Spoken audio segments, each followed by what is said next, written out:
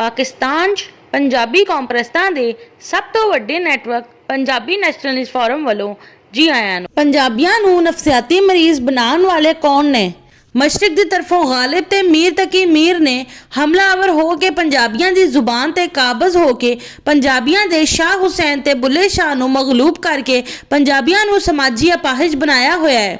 मगरिब की तरफों अफगानियां ते कुर्दिस्तानियां ने हमलावर होके पंजाबियां दी जमीन ते काबज होके पंजाबियां दी जमीन ते मुईशत ते कब्जा करके पंजाबियां नूं मुआशी अपाहिज बनाया होया है।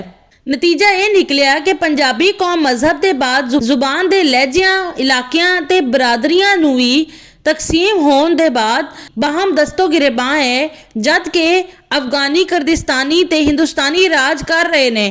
पाकिस्तान की 60% आबादी पंजाबी होने के बावजूद मशरिक और मगरिब तो वारद होने वाले पंजाबी कौम ते राज भी कर रहे ने तो पंजाबियां नूं जलीलो ख्वार भी कर रहे ने। बल्कि पाकिस्तान की बकिया 40% आबादी च समाट ब्राहवी गिलगिती बल्तिस्तानी कोहिस्तानी चित्राली सवाती गुजराती राजस्थानी भी पंजाबी कौम कश्मीरी हिंदकू डेरावाली का शुमार पंजाबी कौम च हुंदा है। दे समाजी ते मुआशी तौर ते मगलूब होने की वजह तो मफलूकुल हाली च मुबतला ने। पंजाबियां ते मशरिक और मगरिब तो वारद होकर समाजी ते मुआशी तसलत कायम करने के बाद पंजाबियां नूं नफसियाती मरीज बनाने दे लई अफगानियां कुर्दिस्तानियां ते हिंदुस्तानियां ने पंजाबियां ते इल्जाम तराशी करने दे लई तोता कहानियां तखलीक कीतियां होईयां ने। पंजाबियां दे कोल इन्हां नूं सुण के सबर करने के अलावा की चारा है।